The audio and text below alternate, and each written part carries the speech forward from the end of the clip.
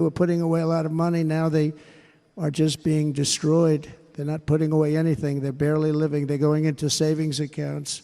They're taking out their money to live because of inflation. Inflation, remember, it's called a country buster. You can go back to Germany from 100 years ago. You can go back to any country that suffered great inflation. We've suffered the worst inflation we've ever had. But go back and see what's happened to those countries. We've had the worst inflation we've ever had under this person. But in less than 4 years, our opponents have turned incredible success into unparalleled tragedy and failure. It's been a tremendous failure. Today, our cities are flooded with illegal aliens. Americans are being squeezed out of the labor force and their jobs are taken. And by the way, you know who's taking the jobs that are created?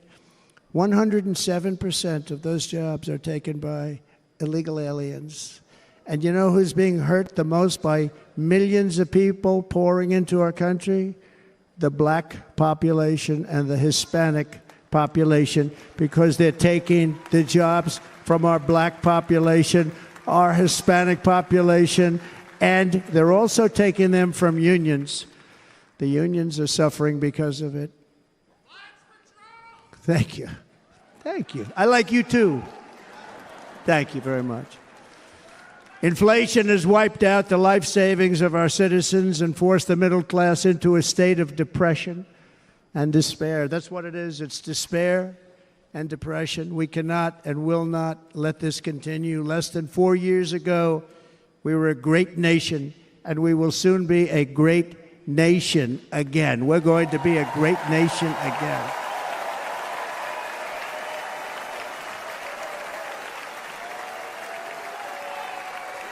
Thank you. With proper leadership, every disaster we are now enduring will be fixed, and it will be fixed very, very quickly. So tonight, whether you've supported me in the past or not, I hope you will support me in the future, because I will bring back the American dream. That's what we're going to do. You don't even hear about the American dream anymore.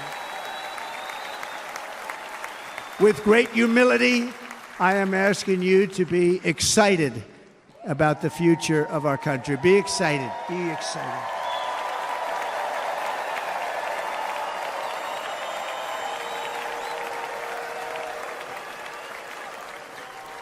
And by the way, the news reports, look at all of those big networks. Look at them. They're all here. But every one of them has said this could be the most organized, best run, and most enthusiastic convention of either party that they've ever seen. Every single one.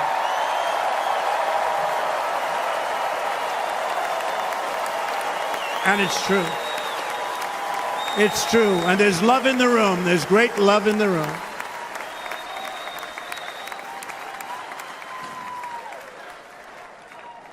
So I better finish strong. Otherwise, we'll blow it, and we can't let that happen. Now, this was great. All of the great people that spoke, and everybody hit a home run. I mean, there's not one that I can think of where I said, oh, gee, that wasn't great. Every single person. I refuse to be the only one. Don't do that to me. They're already getting ready. See, I gave them an idea. Now, this was a great convention. This was, I think we're actually going to go home and miss it. You know, usually with a first of all, look at these crowds. You'd never have this at a convention. Look at these crowds.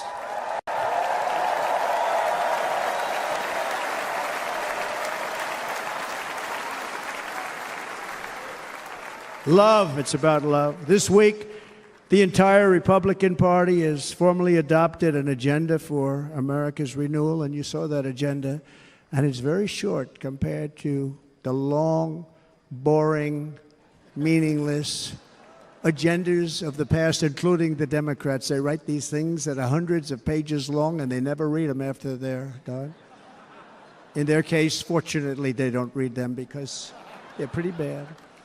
It's a series of bold promises that we will swiftly implement when you give us a Republican House. And Mr. Speaker, thank you very much. We have our great Speaker of the House with us tonight. Mr. Speaker, thank you very much. Thank you. a Republican Senate, we have many senators here, and send me back to our beautiful White House just a few short months from now. We're talking about just months. It can't come fast enough. We have to get it done. First, we must get economic relief to our citizens. Starting on day one, we will drive down prices and make America affordable again. We have to make it affordable. It's not affordable. People can't live like this.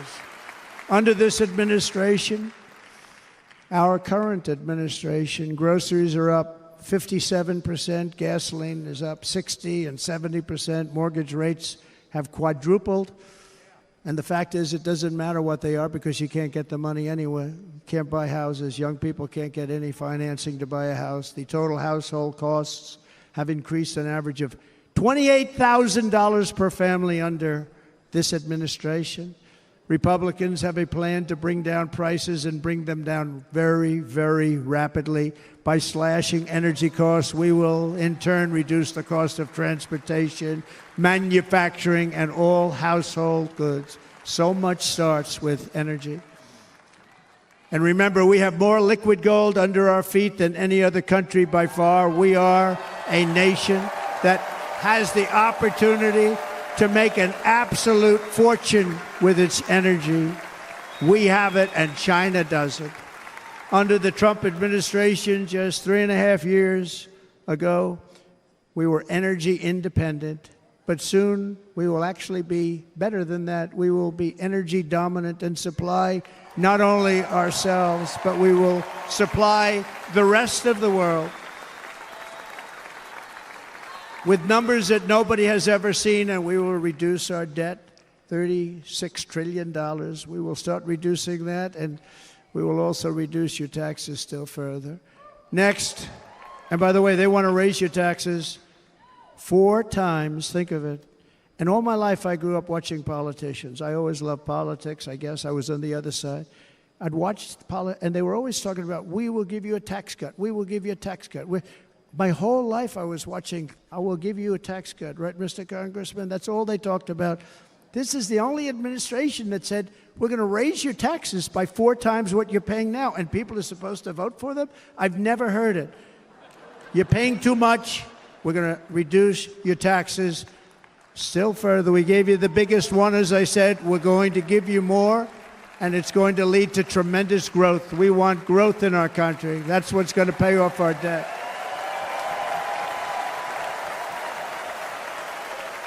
And next, we will end the ridiculous and actually incredible waste of taxpayer dollars that is fueling the inflation crisis. They've spent trillions of dollars on things having to do with the Green New Scam. It's a scam. And that's caused tremendous inflationary pressures in addition to the cost of energy. And all of the trillions of dollars that are sitting there not yet spent, we will redirect that money for important projects like roads, bridges, dams, and we will not allow it to be spent on meaningless Green New Scam ideas.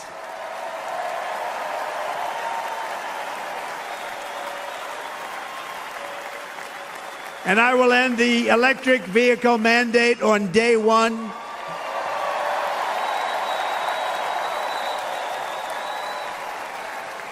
Thereby saving the U.S. auto industry from complete obliteration, which is happening right now, and saving U.S. customers thousands and thousands of dollars per car. And right now, as we speak, large factories just started are being built across the border in Mexico. So with all the other things happening on our border, and they're being built by China to make cars and to sell them into our country. No tax, no anything. The United Auto Workers ought to be ashamed for allowing this to happen. And the leader of the United Auto Workers should be fired immediately. And every single auto worker, union and non-union, should be voting for Donald Trump, because we're going to bring back car manufacturing, and we're going to bring it back fast.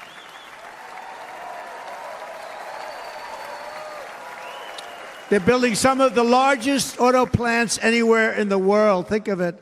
in the world, and we're going to bring it back. We're going to make them. We don't mind that happening, but those plants are going to be built in the United States, and our people are going to man those plants.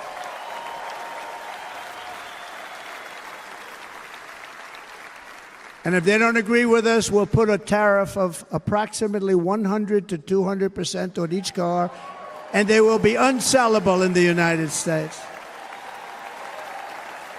We have long been taken advantage of by other countries. And think of it, oftentimes these other countries are considered so-called allies. They've taken advantage of us for years. We lose jobs, we lose revenue, and they gain everything and wipe out our businesses, wipe out our people. I stopped it for 4 years. I stopped it, and we're really ready to make changes like nobody had seen before. And remember, USMCA, I got rid of NAFTA, the worst trade deal ever made, and replaced it with USMCA, which is, they say, the best trade deal ever made. Actually, probably the best trade deal was the deal I made with China, where they buy $50 billion worth of our product. They were buying nothing. They buy $50 billion worth. They had to. But I don't even talk about it because of COVID. I don't even mention it, frankly, because of what happened with the China virus.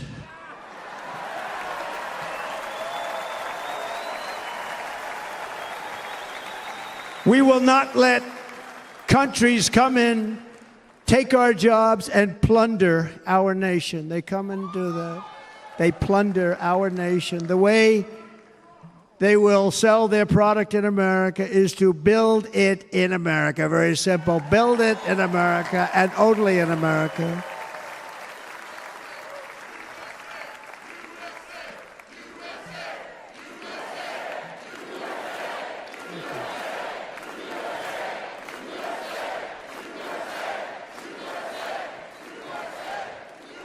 And this very simple formula, and Congress has to go along with us, and they will. This very simple formula will create massive numbers of jobs. We will take over the auto industry again, and many, many hundreds of thousands of jobs. We lost so many jobs over the years. If you go back 20, 25 years, they've stolen, going to China and Mexico, about 68% of our auto industry manufacturing jobs. We're going to get them all back. We're going to get them all back, every one of them. At the center of our plan for economic relief are massive tax cuts for workers that include something else that's turned out to be very popular, actually. Here it's very popular in this building and all those hotels that I saw that are so nice. I'm staying in a nice one. It's called no tax on tips. No tax on tips. No tax on tips.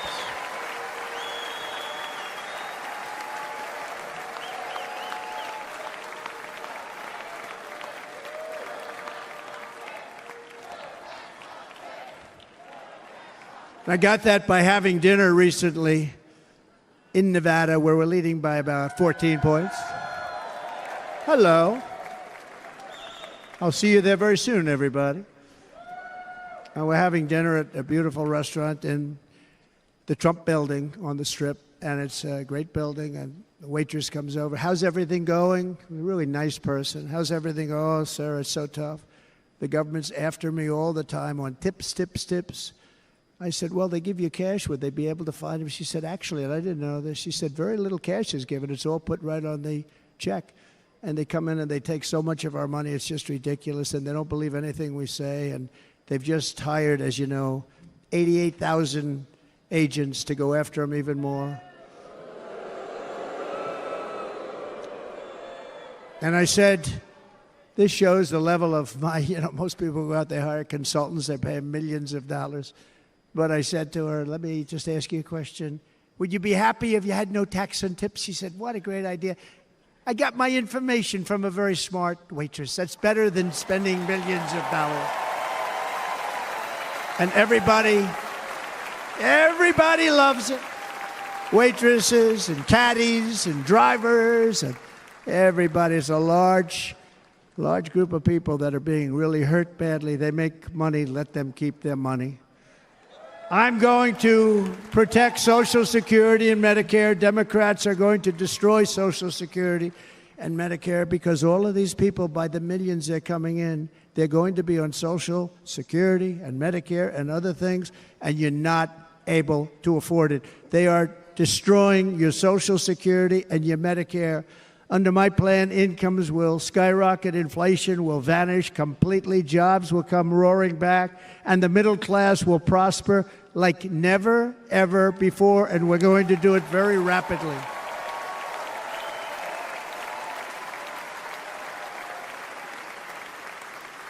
But no hope or dream we have for America can succeed unless we stop the illegal immigrant invasion, the worst that's ever been seen anywhere in the world. There's never been an invasion like this anywhere. Third world countries would fight with sticks and stones not to let this happen. The invasion at our southern border, we will stop it, and we will stop it quickly. You heard Tom Homan yesterday. Tom Homan, put him in charge and just sit back and watch. Brandon Judd of Border Patrol, he's incredible. These guys, you know, they really, their job is a lot easier if they don't have to do anything, but they want to. They're patriots. Brandon Judd, Border Patrol, ICE. ICE goes out. You have to see what ICE does with MS-13. You have these are probably the worst gang, and ICE goes in there. And I know a lot of people in these rows here, and they're very tough people, but they don't want to do this job. They'll go into a pack of MS-13 killers. They're the worst, probably the worst gangs in the world. And we have thousands of them. I moved thousands and thousands out in my 4 years. We moved them out, and it was a pleasure. But ICE would go right of these killers, and you see fists flying, you see everything flying, and then they take them. They put them in a paddy wagon. They take them back, and they get them out of our country. And the other countries weren't accepting them back, and I called up, and I said, tell them that we're not giving them economic aid anymore. And the next day, I got calls from all of these countries that were terminated. Billions of dollars we spend on economic aid to countries that does us, frankly, no good. And the next day, I was called by everybody. I couldn't take all the calls. Sir, what's the problem? I said, you won't take your killers back that you sent in caravans into America. You won't take them back. Well, sir, if you'd like us to, we would give very serious consideration to doing that. And within 24 hours, they were being taken back. For years and years, when I first came in, they said President Obama tried to get him to go back, and they wouldn't accept him. They'd put planes on the runway so you couldn't leave the plane. They'd close the road so you couldn't take the buses. They'd all have to turn back. As soon as I said no more economic aid of any kind to any country that does that, they called back and they said, sir, it would be our great honor to take MS-13. We love them very much. We love them very much, sir. We'll take them back. At the heart of the Republican platform is our pledge to end this border nightmare and fully restore the sacred and sovereign borders of the United States of America, and we're going to do that on day one.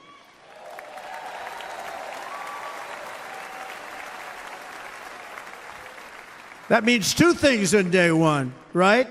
Drill, baby, drill, and close our borders.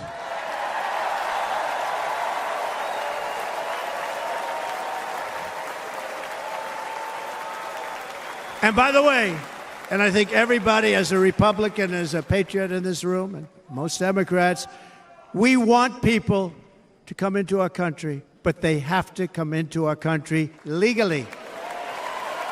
Legally. Less than 4 years ago, I handed this administration the strongest border in American history.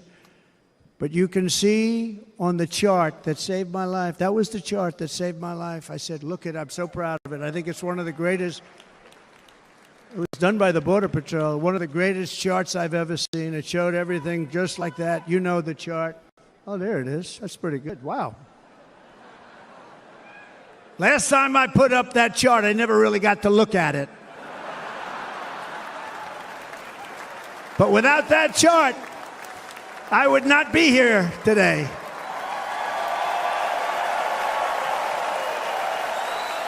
Never got to look at it.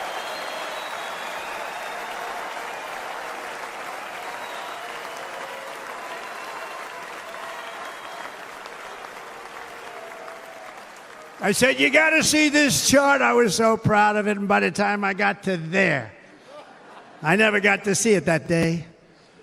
But I'm seeing it now, and I was very proud. If you look at the arrow on the bottom, that's the lowest level, the one on the bottom, heavy red arrow. That's the lowest level of illegal immigrants ever to come into our country in recorded history, right there. Right there.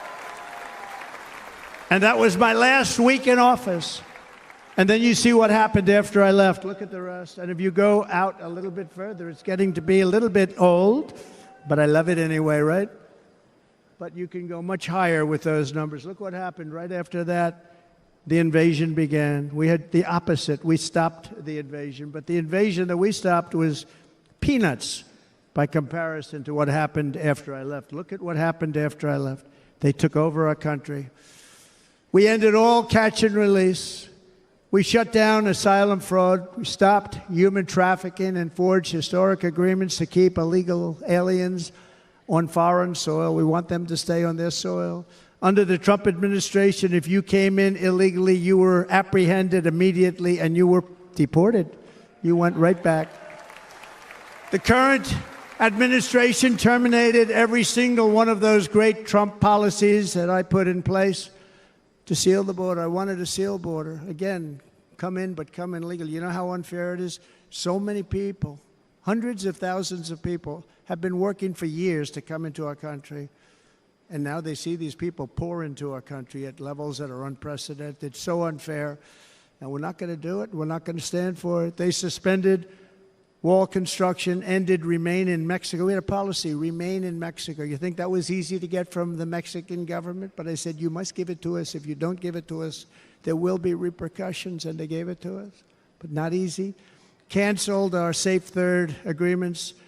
Demolished Title 42, implemented nationwide catch and release. That's catch and release, where we catch them and release them into our country.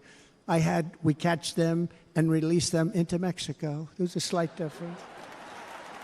And took 93, this is the previous administration, 93 executive actions to throw open our border to the world. The entire world is pouring into our country because of this very foolish administration. The greatest invasion in history is taking place right here in our country. They are coming in from every corner of the earth, not just from South America, but from Africa, Asia, the Middle East. They're coming from everywhere. They're coming at levels that we've never seen before. It is an invasion indeed, and this administration does absolutely nothing to stop them. They're coming from prisons. They're coming from jails. They're coming from mental institutions and insane asylums. You know, the press is always on me because I say this. Has anyone seen Silence of the Lambs? The late, great Hannibal Lecter. He'd love to have you for dinner. That's insane asylums. They're emptying out their insane asylums. And terrorists are coming in at numbers that we've never seen before. Bad things are going to happen. Meanwhile, our crime rate is going up, while crime statistics all over the world are going down, because they're taking their criminals and they're putting them into our country. A certain country, and I happen to like the president of that country very much, but he's been getting great publicity because he's a wonderful shepherd of the country. He says how well the country's doing because their crime rate is down. And he said he's training all of these rough people. They're rough, rough, rough. He's training them. And I've been reading about this for 2 years. I think, oh, that's wonderful. Let's take a look at it. But then I realized he's not training them. He's sending all of his criminals, his drug dealers, his people that are in jails, he's sending them all to the United States. And he's different in that he doesn't say that. He's trying to convince everybody what a wonderful job he does in running the country. Well, he doesn't do a wonderful job. And by the way, if I ran one of the countries, many countries from all over, I would be worse than any of them. I would have had the place totally emptied out already.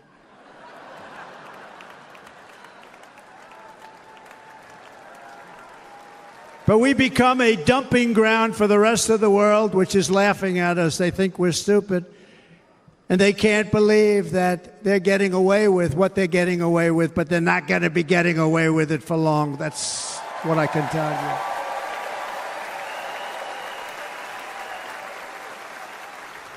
In Venezuela, Caracas, high crime, high crime. Caracas, Venezuela, really a dangerous place, but not anymore. Because in Venezuela, crime is down 72%. In fact, if they would ever win this election, I hate to even say that, we will have our next Republican convention in Venezuela because it will be safe. Our cities will be so unsafe, we won't be able. We will not be able to have it there. In El Salvador, murders are down by 70%. Why are they down? Now, he would have you convinced that because he's trained murderers to be wonderful people. No.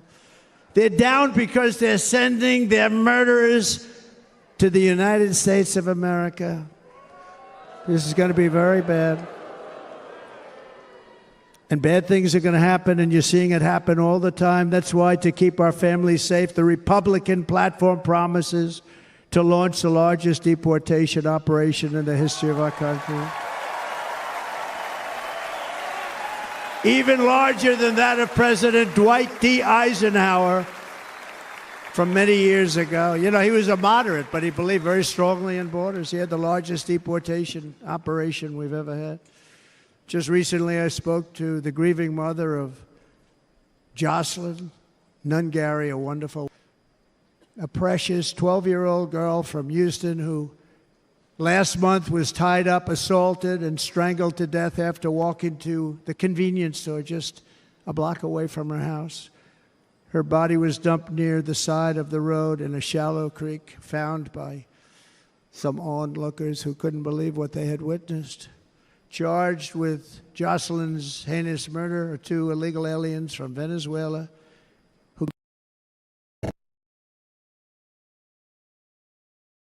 road in a shallow creek, found by some onlookers who couldn't believe what they had witnessed. Charged with Jocelyn's heinous murder are 2 illegal aliens from Venezuela who came across our border, were in custody, and were then released into the country by this horrible, horrible administration that we have right now. I also met recently with the heartbroken mother and sister of Rachel Morin. Rachel was a 37-year-old mom of 5 beautiful children who was brutally raped and murdered while out on a run. She wanted to keep herself in good shape. It was very important to her. She was murdered. The monster responsible first killed another woman in El Salvador before he was led into America by the White House. This White House let them in. He then attacked a 9-year-old girl and her mother in a home invasion in Los Angeles before murdering Rachel in Maryland. Traveled all throughout the country, doing tremendous damage. Rachel's mother will never be the same. I spent time with her. She will never be the same.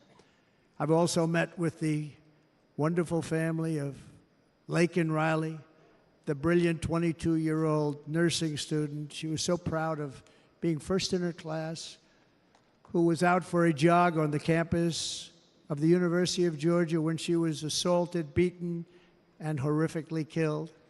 Yet another American life was stolen by a criminal alien set free by this administration. And these were incredible people we're talking about. These were incredible people who died.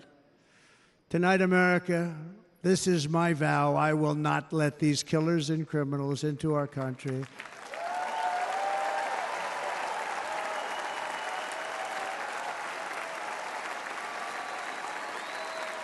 I will keep our sons and daughters safe.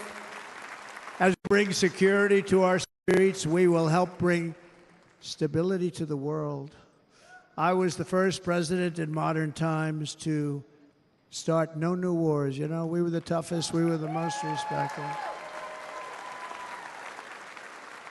And you saw this. Hungry, strong country, run by a very powerful, tough leader, tough guy. Press doesn't like him because he's tough. And he came out recently, they were asking him at an interview, the whole world is exploding, what's happening, what's going on? Viktor Orban, Prime Minister of Hungary, very tough man. He said, I don't want people coming into my country and blowing up our shopping centers and killing people. But they said to him, tell us what's going wrong, what's happening, what is it? He said, there's only one way you're going to solve it. You got to bring President Trump back to the United States because he kept everybody at bay. He used a word I wouldn't use because I can't use that word, because you'd say it was braggadocious. The press would say he was a braggart. I'm not a braggart. But Viktor Orban said it. He said Russia was afraid of him. China was afraid of him. Everybody was afraid of him. Nothing was going to happen. The whole world was at peace. And now the world is blowing up around us. All of these things that you read about were not going to happen. Under President Bush, Russia invaded Georgia. Under President Obama, Russia took Crimea. Under the current administration, Russia is after all of Ukraine. Under President Trump, Russia took nothing.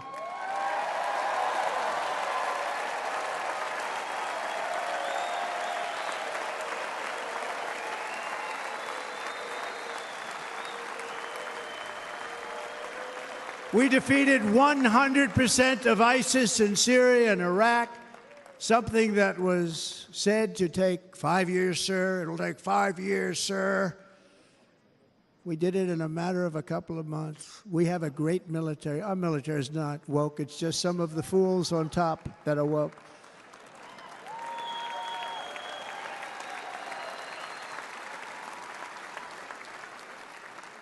I got along very well. North Korea, Kim Jong-un, I got along very well with him. The press hated when I said that. How could you get along with him? Well, you know, it's nice to get along with somebody who has a lot of nuclear weapons or otherwise, isn't it? See, in the old days, they'd say, that's a wonderful thing. Now they say, how could you possibly do that? But no, I got along with him, and we stopped the missile launches from North Korea. Now North Korea is acting up again, but when we get back, I get along with him. He'd like to see me back, too. I think he misses me, if you want to know the truth. Our opponents inherited a world at peace and turned it into a planet of war. We're in a planet of war. Look at that attack on Israel. Look at what's happening with Ukraine. The cities are just bombed out. How can people live like that where buildings, massive buildings, are falling to the ground? It began to unravel with the disastrous withdrawal from Afghanistan, the worst humiliation in the history of our country. We have never had a humiliation like that. 13 heroic U.S. service members were tragically and needlessly killed. 45 others were horrifically wounded. Nobody ever talks about them. No arms, no legs, face explosions, horrifically wounded. And by the way, we have a man in this room who's running for the U.S. Senate from a great state, Nevada, named Sam Brown, who paid the ultimate price. Thank you, Sam. Thank you, Sam.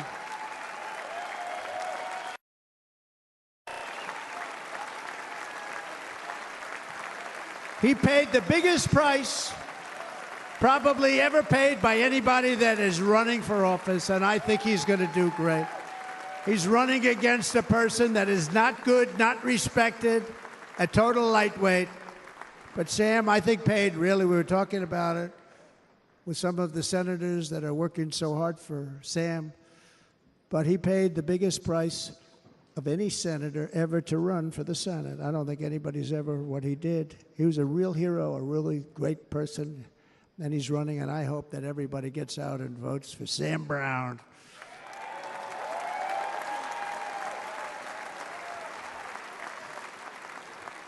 And we also left behind $85 billion worth of military equipment, along with many American citizens were left behind. Many, many American citizens. Emboldened by that disaster, Russia invaded Ukraine. They saw this group of people that were incompetent. We took the soldiers out first. No, we're going to take the soldiers out second. If they would have followed my plan, we had a great plan. But the plan only kicked in if they did everything perfectly, and they weren't doing things perfectly, so we said it doesn't kick in. You know, 18 months in Afghanistan, We didn't have one, so they were killing them left and right, snipers. And I spoke to the head of the Taliban. You've heard this story. Abdul, still there, still the head of the Taliban. The press got on me, why would you speak to him? I said, because that's where the killing is. I don't have to speak to somebody that has nothing to do with it. And I told him, don't ever do that. Don't ever do that again. Don't ever, ever do that again. You've got to stop. Because during the Obama administration, many great people and soldiers, but a lot of soldiers were being killed from long distance. I said, if you keep doing that, you're going to be hit harder than anybody's ever been hit by a country before.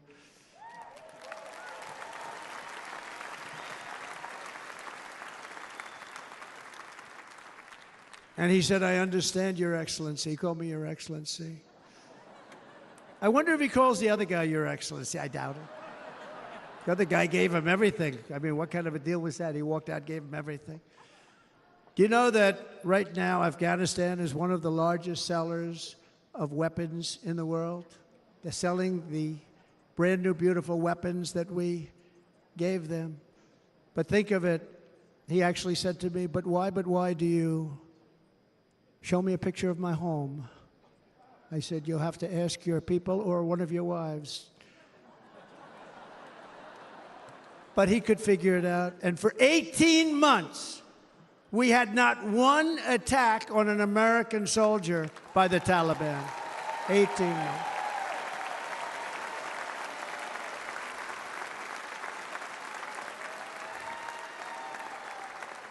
And then we had that horrible day where soldiers were killed. I was not there because of a ridiculous election. But we had that horrible attack. And they also gave up Bagram, one of the biggest bases anywhere in the world, air bases anywhere in the world, the longest runways, most powerful, hardened, thickened runways. We gave it up. And I liked it not because of Afghanistan. I liked it because of China. It's 1 hour away from where China makes their nuclear weapons. And you know who has it now? China has it now. We were keeping that.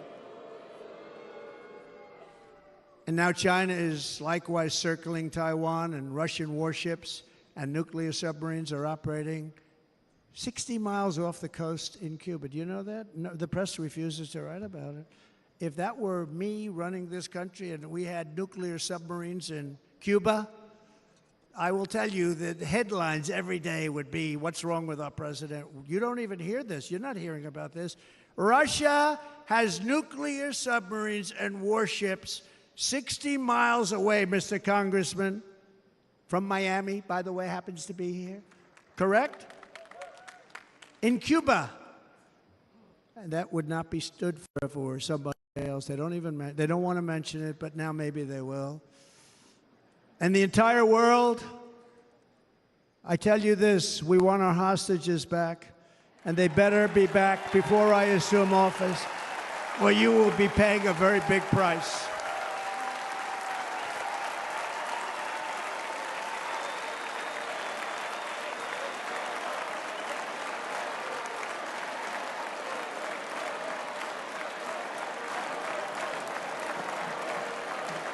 With our victory in November, the years of war, weakness, and chaos will be over. I don't have wars. I had no wars other than ISIS, which I defeated, but that was a war that was started. We had no wars. I could stop wars with a telephone call. I could stop wars with just a telephone call. If properly stated, it would never start. We will replenish our military and build an Iron Dome missile defense system to ensure that no enemy can strike our homeland. And this great Iron Dome will be built entirely in the USA. We're going to build it in the USA. And Wisconsin, just like I gave you that massive ship contract, and you're doing a very nice job, Governor, right? Thank you, Governor. And they're doing a great job. In fact, I had a little design change, and we gave them a tremendous for essentially what we used to call destroyers. These are now the most beautiful. They look like yachts. I said, we have to take the bow, and we have to make it a little nicer and a little point at the top instead of a flat nose. And the people at the shipyard said, this guy sort of knows what he's doing. We have the most beautiful ships, right, Governor? And everybody sitting over there. And it was a big contract that everybody wanted. I gave it to Wisconsin, but we're going to have a lot of that built right here in the state of Wisconsin and all other states. Israel has an Iron Dome. They have a missile defense system. 342 missiles were shot into Israel, and only one got through a little bit. It was badly wounded. It fell to the ground, but most of them are. And Ronald Reagan wanted this many years ago, but we really didn't have the technology many years ago. Remember, they called it Starship, spaceship, anything to mock him. But he was a very good president, very, very good. But now we have unbelievable technology.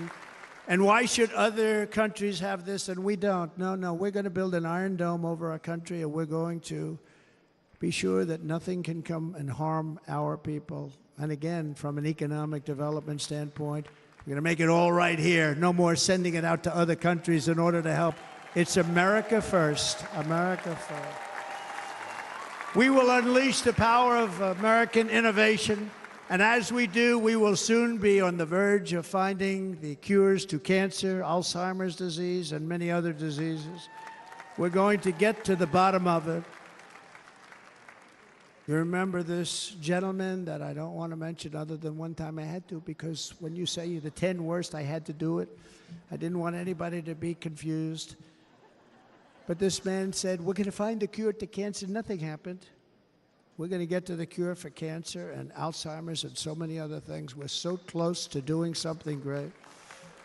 But we need a leader that will let it be done. We will not have men playing in women's sports. That will end immediately.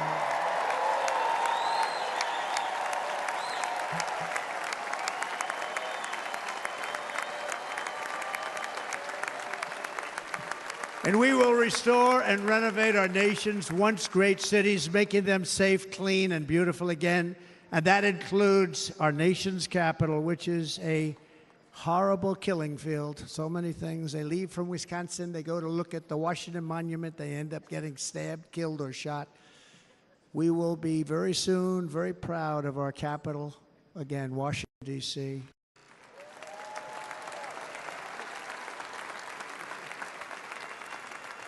America is on the cusp of a new golden age, but we will have the courage to seize it. We're going to take it. We're going to make it a current. We're going to bring this into a golden age like never seen before. Remember this, China wants to do it. Japan wants to do it. All of these countries want to do it. We have to produce massive amounts of energy if we're going to produce the new.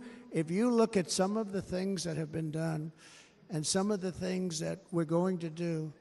But AI needs literally twice the electricity that's available now in our country. Can you imagine? But instead, we're spending places where they recharge electric cars. They built 8 chargers at a certain location toward the Midwest. 8 chargers for $9 billion. Think of them as a tank for filling up your gas. Think of it. They spent $9 billion on 8 chargers, 3 of which didn't work. And if you were going to do this all over our country, this crazy electric mandate, if you're going to do this all, and by the way, I'm all for electric. They have their application. But if somebody wants to buy a gas-powered car, gasoline-powered car, or a hybrid, they're going to be able to do it. And we're going to make that change on day 1.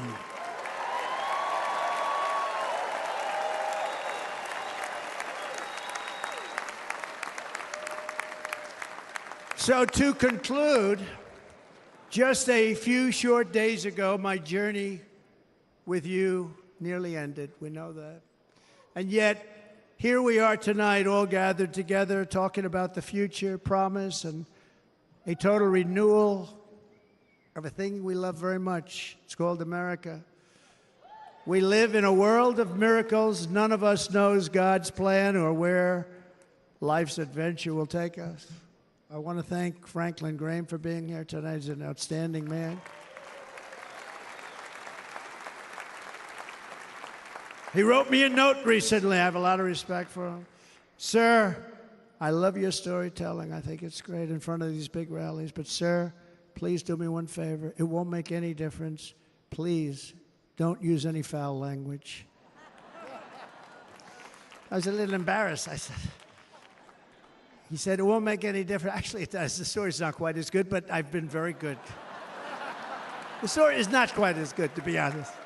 I've got to have a little talk with Franklin, but he was great. He's a great gentleman. His father was so incredible, Billy Graham.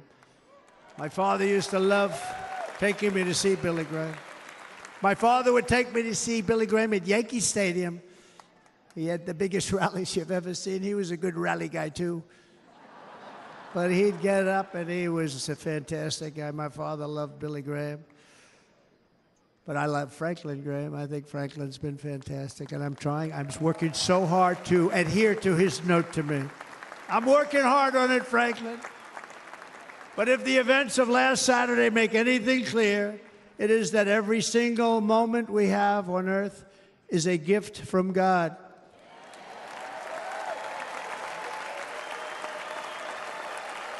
We have to make the most of every day for the people and for the country that we love. The attacker in Pennsylvania wanted to stop our movement, but the truth is the movement has never been about me. It has always been about you. It's your movement. It's the biggest movement in the history of our country by far. Can't be stopped. It can't be stopped. It has always been about the hardworking, patriotic citizens of America. For too long, our nation has settled for too little. We settled for too little. We've given everything to other nations, to other people. You've been told to lower your expectations and to accept less for your families. I am here tonight with the opposite message. Nations are not big enough. They're not big enough. It is time to start expecting and demanding the best leadership in the world, leadership that is bold, dynamic, relentless, and fearless. We can do that. We are Americans. Ambition is our heritage. Greatness is our birthright. But as long as our energies are spent fighting each other, our destiny will remain out of reach, and that's not acceptable. We must instead take that energy and use it to realize our country's true potential and write our own thrilling chapter of the American story. We can do it together. We will unite. We are going to come together, and success will bring us together.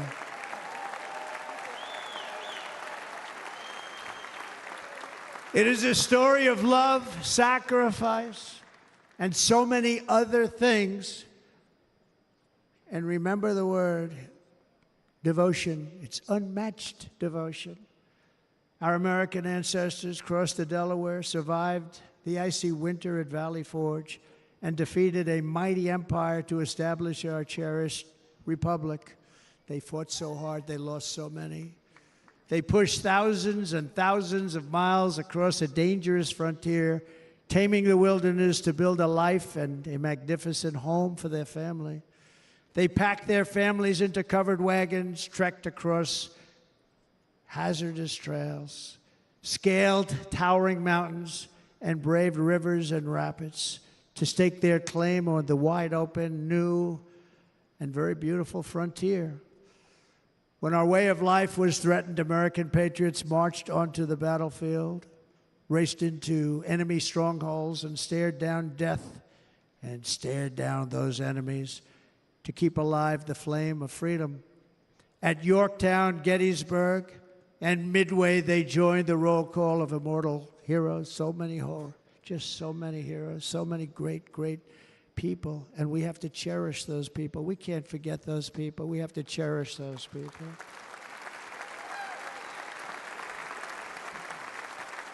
And building monuments to those great people is a good thing, not a bad thing. They saved our country. No challenge was too much. No hardship was too great. No enemy was too fierce. Together, these patriots soldiered on and endured, and they prevailed. because they had faith in each other, faith in their country, and above all, they had faith in their God.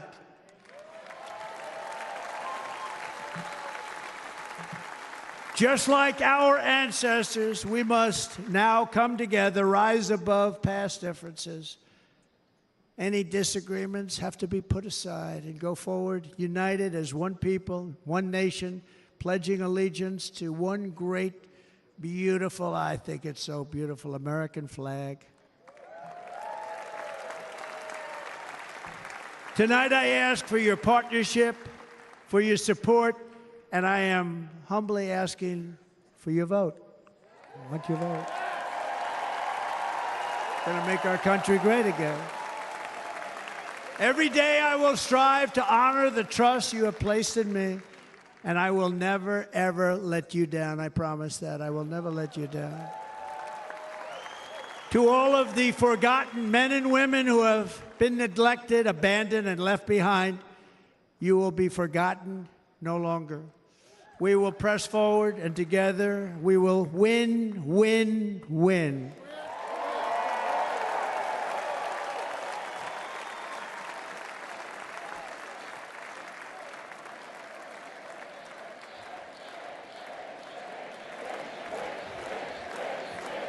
Win, win, win, win, win, win. Nothing will sway us, nothing will slow us, and no one will ever stop us. No matter what dangers come our way, no matter what obstacles lie in our path, we will keep striving toward our shared and glorious destiny, and we will not fail. We will not fail. Together, we will save this country, we will restore the republic, and we will usher in the rich and wonderful tomorrows that our people so truly deserve. America's future will be bigger, better, bolder, brighter, happier, stronger, freer, greater, and more united than ever before.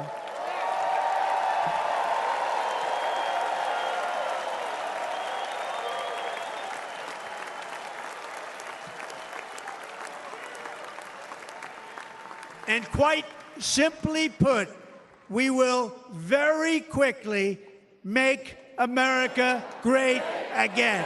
Thank you very much. Thank you very much, Wisconsin. God bless you. God bless you, Wisconsin, and God bless the United States of America, our great country. Thank you very much, everybody. Thank you.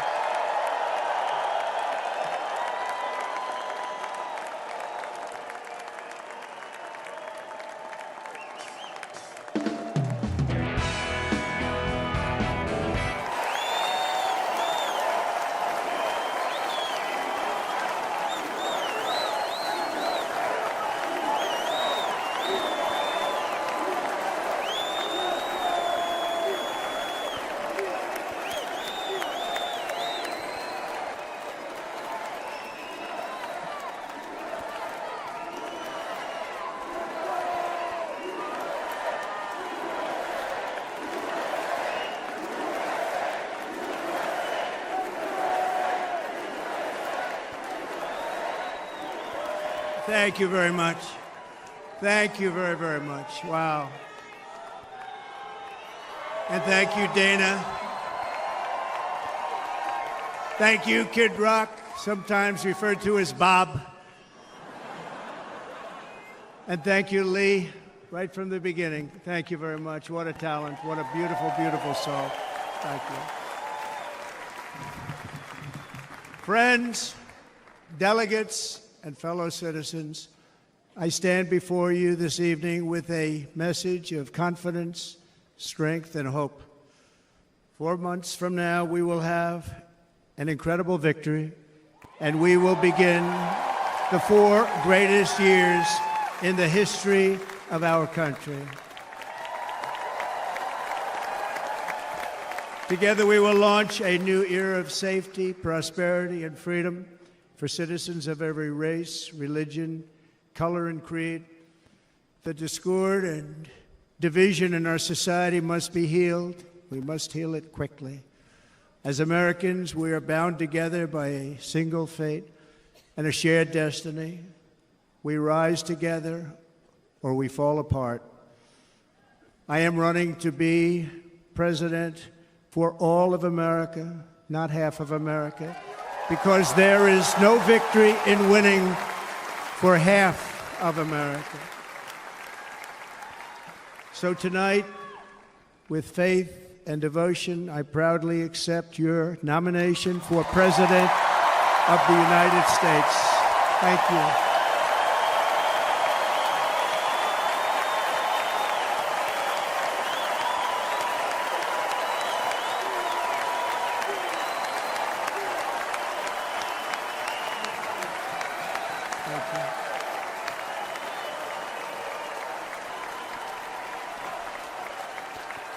Thank you very much.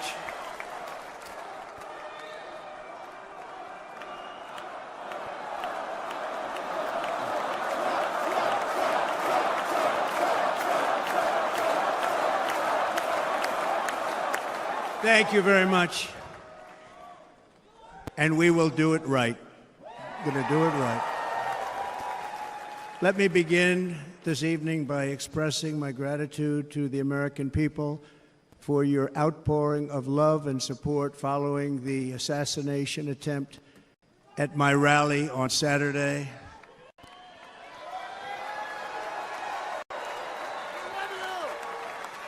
As you already know, the assassin's bullet came within a quarter of an inch of taking my life. So many people have asked me, what happened? Tell us what happened, please. And therefore, I will tell you exactly what happened, and you'll never hear it from me a second time because it's actually too painful to tell. It was a warm, beautiful day in the early evening in Butler Township in the great Commonwealth of Pennsylvania. Music was loudly playing, and the campaign was doing really well. I went to the stage, and the crowd was cheering wildly. Everybody was happy. I began speaking very strongly, powerfully, and happily because I was discussing the great job my administration did on immigration at the southern border. We were very proud of it.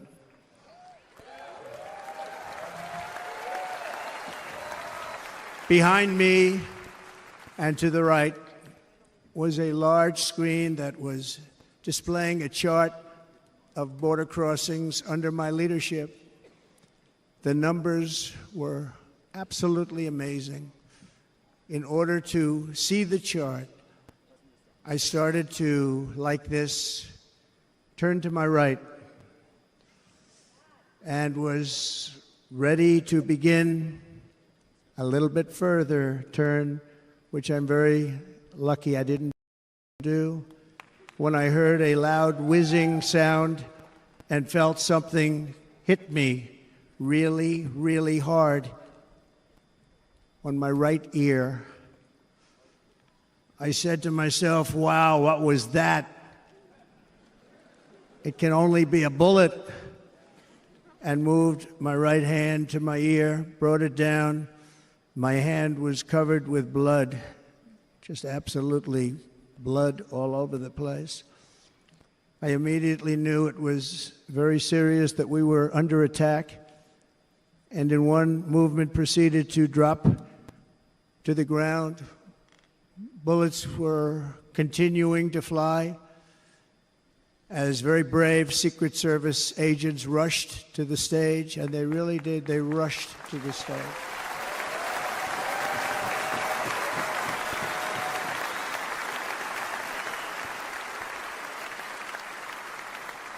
These are great people at great risk, I will tell you, and pounced on top of me so that I would be protected.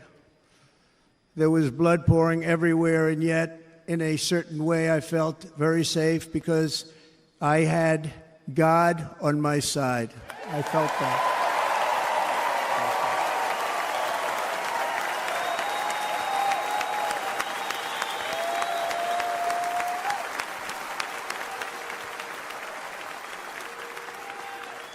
The amazing thing is that prior to the shot, if I had not moved my head at that very last instant, the assassin's bullet would have perfectly hit its mark, and I would not be here tonight. We would not be together.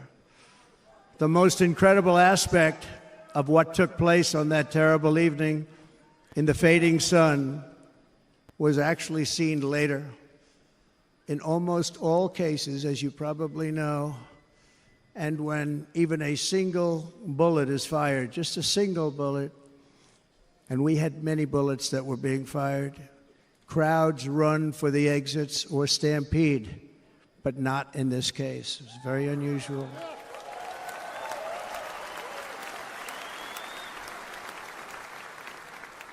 This massive crowd of tens of thousands of people stood by and didn't move an inch.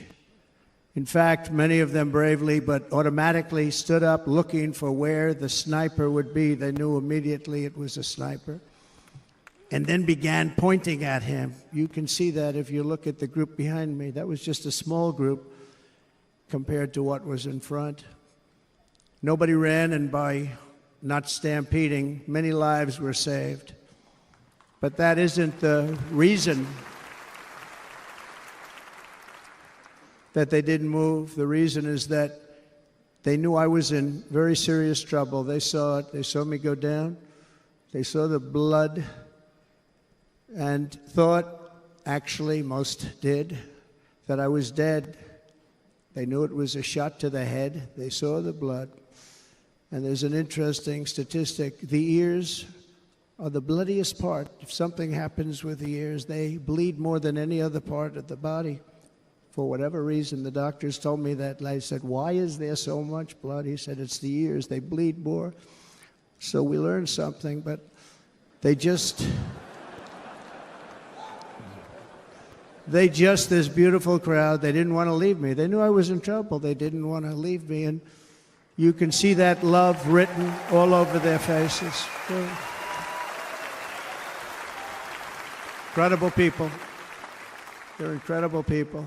Bullets were flying over us, yet I felt serene.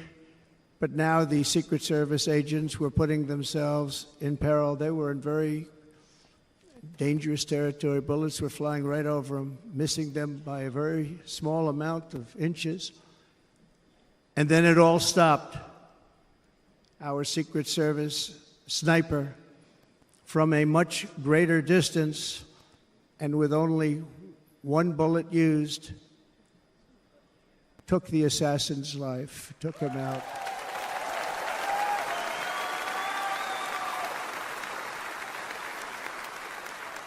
I'm not supposed to be here tonight. Not supposed to be here. Yeah.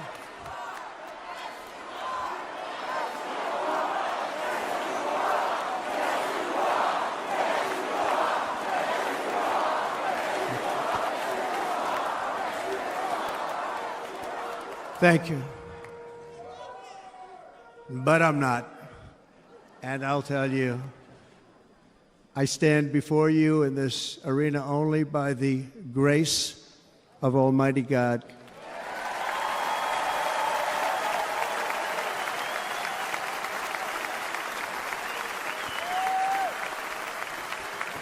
In watching the reports over the last few days, many people say it was a providential moment.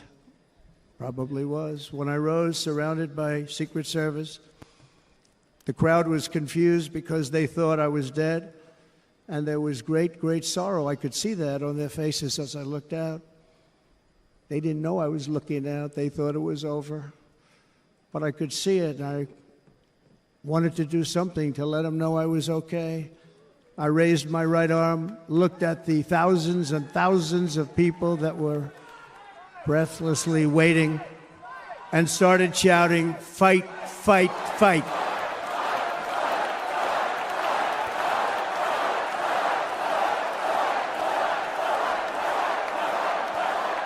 Thank you. Once my clenched fist went up, and it was high into the air. You've all seen that. The crowd realized I was okay and roared with pride for our country like no crowd I have ever heard before. Never heard anything like it. For the rest of my life, I will be grateful for the love shown by that giant audience of patriots that stood bravely on that fateful evening in Pennsylvania. Tragically, the shooter claimed the life of one of our fellow Americans, Corey, comparator, unbelievable person, everybody tells me. Unbelievable. And seriously wounded, two other great warriors, spoke to them today, David Dutch and James Copenhaver, two great people. I also spoke to all three families of these tremendous people. Our love and prayers are with them and always will be. We're never going to forget them. They came for a great rally. They were serious Trumpsters, I want to tell you. They were serious Trumpsters and still are. But Corey, unfortunately, we have to use the past tense. He was incredible. He was a highly respected former fire chief, respected by everybody. Was accompanied by his wife, Helen, incredible woman. I spoke to her today, devastated, and two precious daughters. He lost his life selflessly acting as a human shield to protect them from flying bullets. He went right over the top of them and was hit.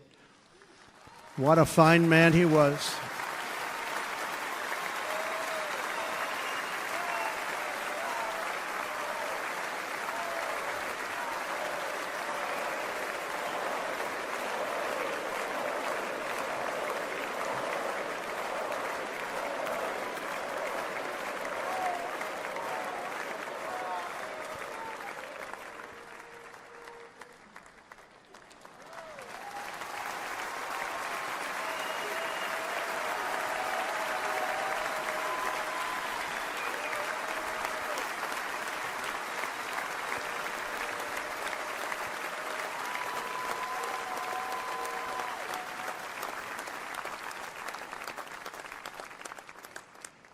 I want to thank the fire department and the family for sending his helmet, his outfit, and it was just something, and they're going to do something very special when they get it, but we did something which cannot match what happened, not even close. But I am very proud to say that over the past few days, we've raised $6.3 million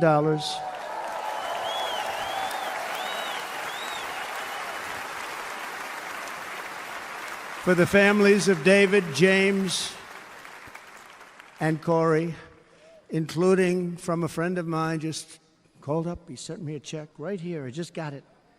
$1 million from Dan Newland. Thank you, Dan. And again, when speaking to the family, I told them, I said, well, I'm going to be sending you a lot of money, but it can't compensate. They all said the same thing. You're right, sir. We appreciate so much what you're doing, but nothing can take the place in the case of Corey. And the other two, by the way, they were very, very seriously injured, but now they're doing very well. They're going to be okay. They're going to be doing very well.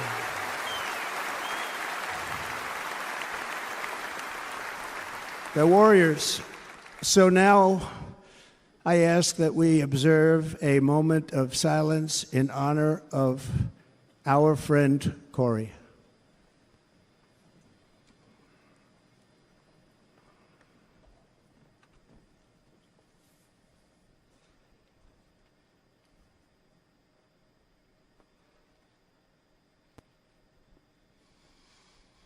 There is no greater love than to lay down one's life for others.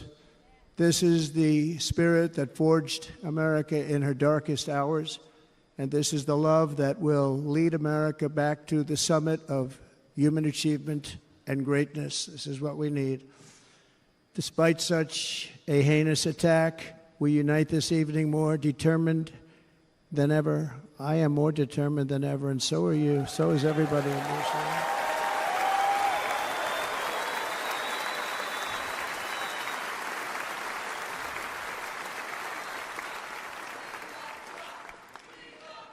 Thank you. Thank you very much.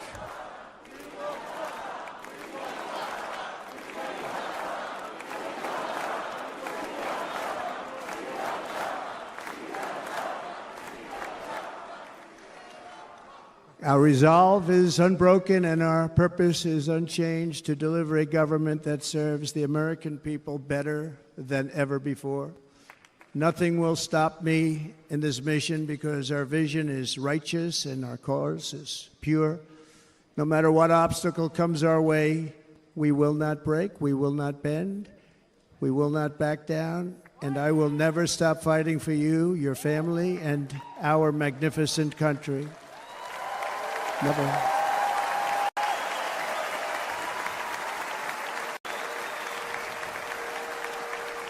And everything I have to give with all of the energy and fight in my heart and soul, I pledge to our nation tonight. Thank you very much. I pledge that to our nation. We're going to turn our nation around, and we're going to do it very quickly. Thank you.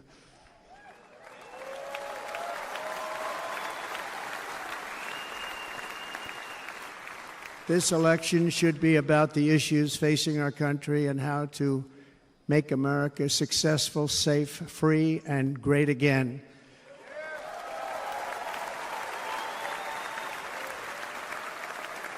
In an age when our politics too often divide us, now is the time to remember that we are all fellow citizens. We are one nation under God, indivisible, with liberty and justice for all.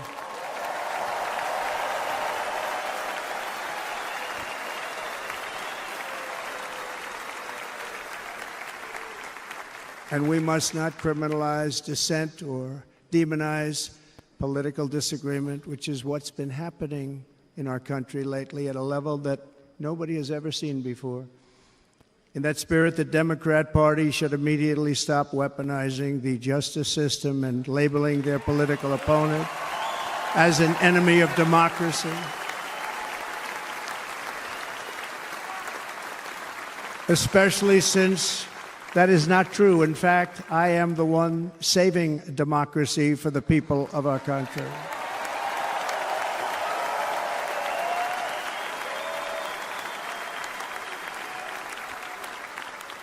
And very big news, as you probably just read, on Monday a major ruling was handed down from a highly respected federal judge in Florida, Eileen Cannon, finding that the prosecutor and the fake documents case against me were totally unconstitutional, and the entire case was thrown out of court.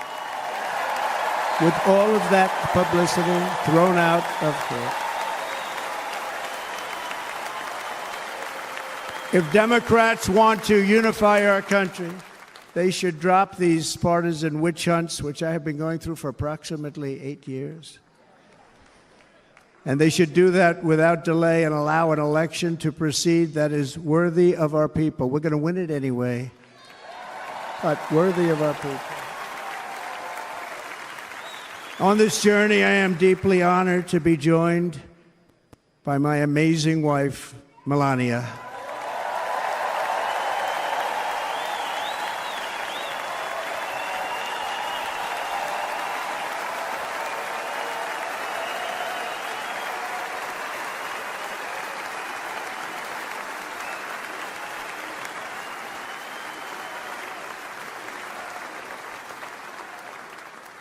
And Melania, thank you very much. You also did something really beautiful, a letter to America calling for national unity, and it really took the Republican Party by surprise. I will tell you, it was beautiful.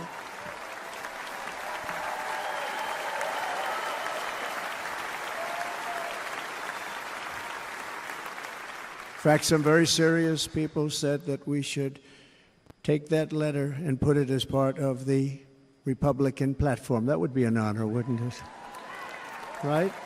Mr. Congressman? but it captivated so many. So I also want to thank my entire family for being here. Don, Kimberly, Ivanka and Jared, Eric and Lara, Tiffany and Michael, Baron. We love our Baron.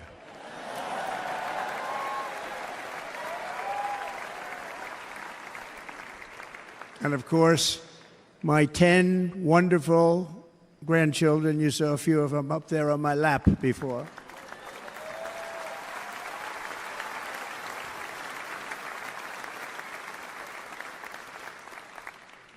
And how good was Dana? Was Dana good? I mean, was he good?